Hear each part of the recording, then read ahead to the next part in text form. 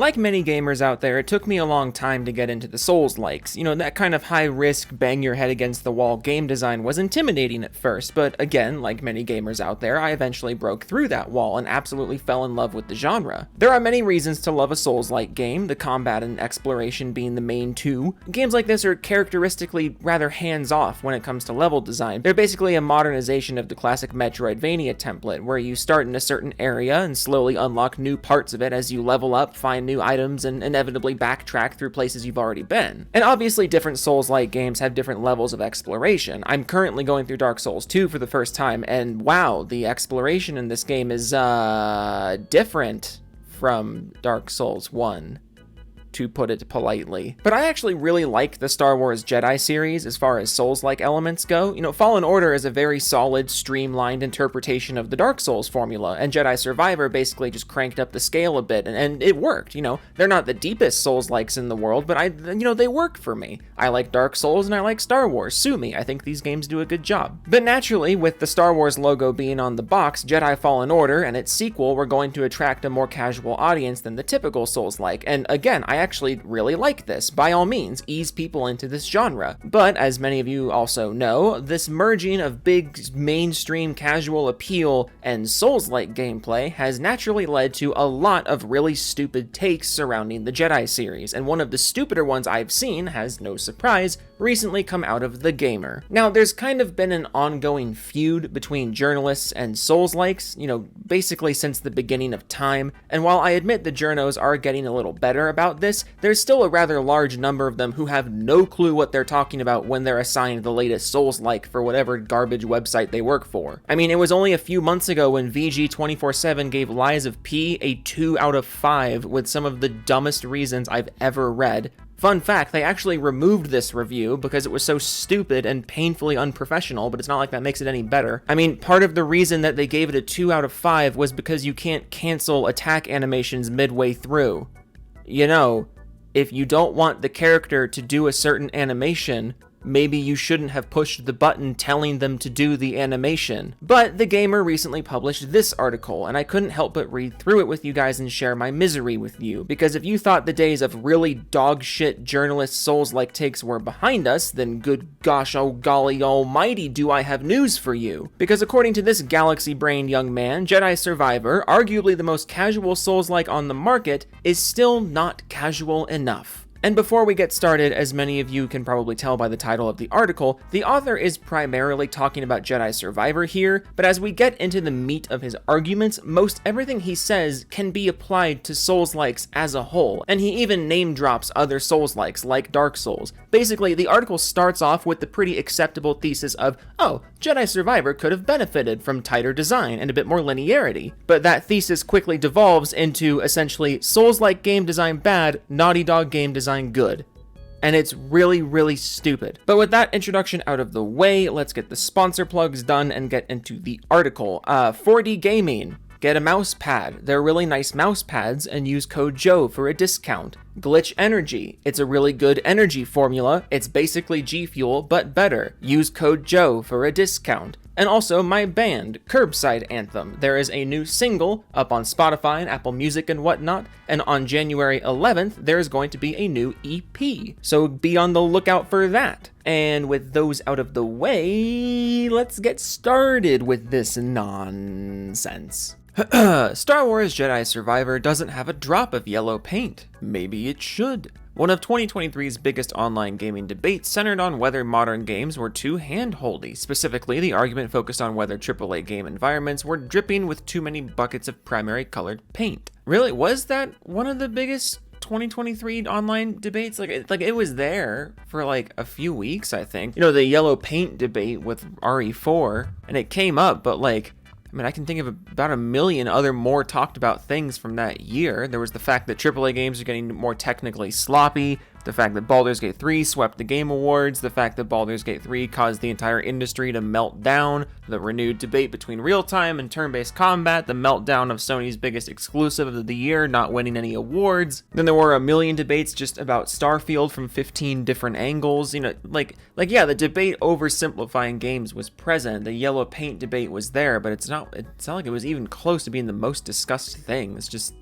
A weird way to start the article, but go on. That probably sounds strange if you've never noticed these lemon splashes before, but the practice is all over modern games. I first noticed it about a decade ago in the Uncharted games, which use color coding to make it easier for players to navigate their way through frantic linear action sequences without needing to attempt them over and over again. For example, in a sequence where Nathan Drake is running along a city's rooftops, a yellow canopy or a bright light near an important ledge might be used to bring some order to the chaos. And yeah, that's one way to do it. Whenever I think of the whole yellow paint debate, at least, yellow paint done well, I think of Arkham City. I think Arkham City managed to do this, masterfully. Give you an open level design and keep you moving in the right direction and focusing on the things you need to focus on in a way that still feels natural in the universe. It still feels like you at least had some hand in figuring it out. But also, I don't like how this is starting, because Uncharted is an incredibly linear game. By design, there's nothing wrong with it being incredibly linear, but this is an article about Jedi Survivor, a Souls-like. And like I said earlier, we're going to get into more broad Souls-like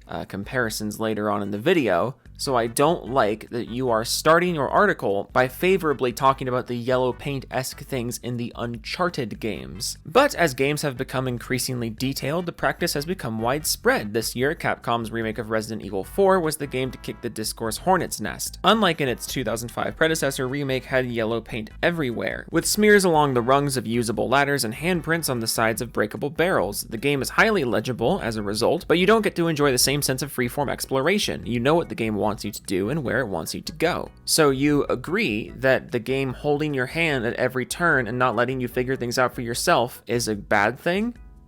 Just remember he says this as we get into the other side of this debate. So as the year draws to a close and I spend time with games I missed earlier in 2023, it's been interesting to see that Star Wars Jedi Survivor is the rare modern AAA game to not use this technique at all. In fact, at points, it badly needs it. I slightly resent the notion that Star Wars Jedi Survivor it's a rare modern AAA game to not use this technique. It's like Souls-like games exist.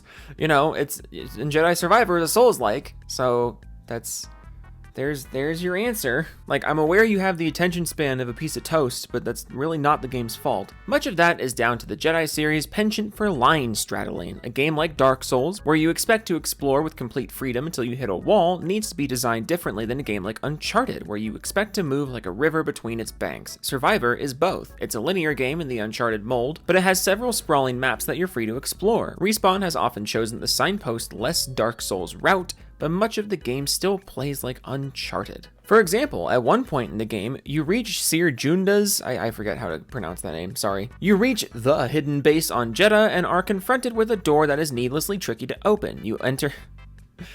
Damn those video games and their complicated doors. You enter a chamber and notice a door ahead of you. The map tells you your objective is behind it, so you walk forward, expecting it to open when you get closer, as other doors in the game do, but it doesn't. So you look around for a switch that you can press or have BD1 slice. Nope. Well, the map says you're supposed to be there. Maybe the floor up or down. I explored the base for 20 minutes before realizing there was a groove in the wall that you needed to force pull a metal ball along to open the door. I like exploration and puzzle solving as much as anyone, but Survivor seems to ladle in it at strange times. Navigating a friendly space to accomplish a basic task didn't seem like the time for a brain teaser. Man, okay, this may sound elitist of me to say, but I think it says a lot when approached with a situation like this. You want things to hold your hand more and be less like Dark Souls, be less explorative, be less interactive. And I agree with the idea that the Jedi games are like Uncharted in a lot of ways, because they are. But that doesn't mean all of the games are like the Uncharted.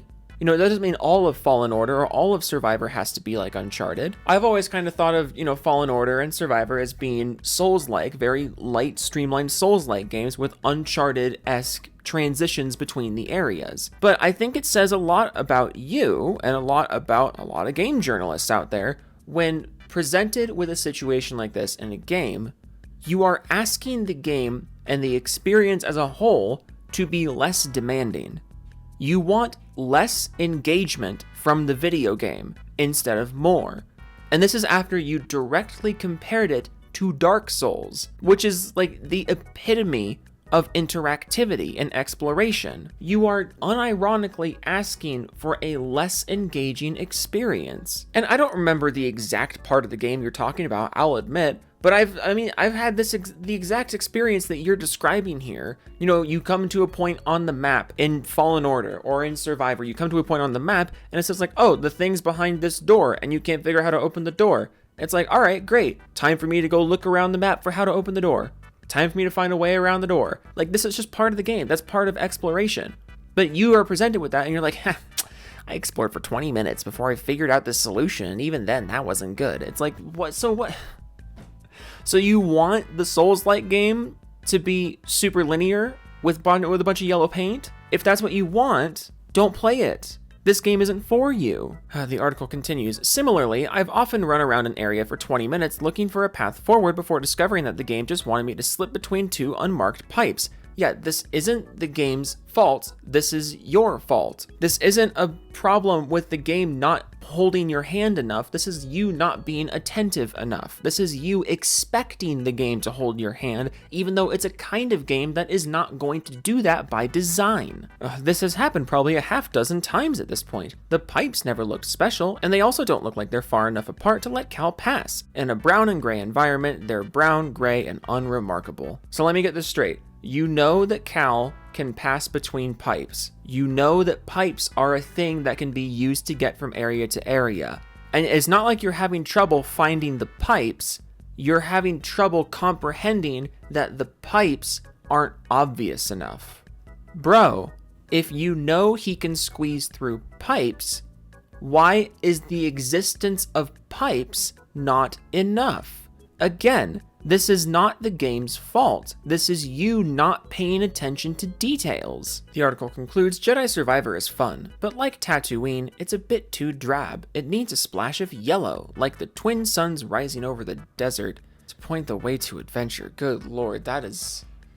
Oh, wow. It really burns my chicken when game journalists seem completely incapable of just looking around the environment of a game. Like this whole, oh, I went to the point on the map and there was a door and it was locked and it took 20 minutes to figure it out. Yeah, but you figured it out, didn't you? Oh, I found these pipes that Cal could squeeze through, but I didn't realize they were the pipes that he could squeeze through. Well, he squeezed through all the other pipes, so maybe once you saw the pipes, you should have walked towards them to at least fucking check. Like, are you completely incapable of pattern recognition? Like, this is what drives me insane. And this is what I was talking about at the beginning of the video. Souls-like games are heavily about the exploration and the player walking around and doing their own thing until they figure out how to get around an obstacle, how to get to a different space. If this is how you feel about Jedi Survivor, you would shit your pants in Undead Burg. But what really drives me nuts is that you start this video by saying Uncharted does the yellow paint thing great, but Resident Evil 4 Remake did the yellow paint thing bad. But here's Jedi Survivor, a very casual, streamlined, light Souls-like, and you say it has no yellow paint. It needs yellow paint. It needs hand-holding. All the while, you're describing the game, giving you all the tools you need to succeed. It's handing them to you. It's handing you the pipes. It's handing you the puzzle to open the door. If you didn't figure it out, that's not the game's fault. It is yours. Pay more attention. The fact that you expect hand-holdiness from a game that plainly was not going to give it to you, that is the problem. The game is not too complicated. You have just been conditioned into expecting everything to hold your hand at all times. And you are a game journalist, and that's really fucking annoying. This reminds me of all the journalists who shat themselves when Elden Ring first came out because like, it doesn't have a map. It's an open world game without a map. Okay, can you just pay attention to the environment? No, I need a map. All the while, there's millions of actual gamers out there being like, no, you don't need a map.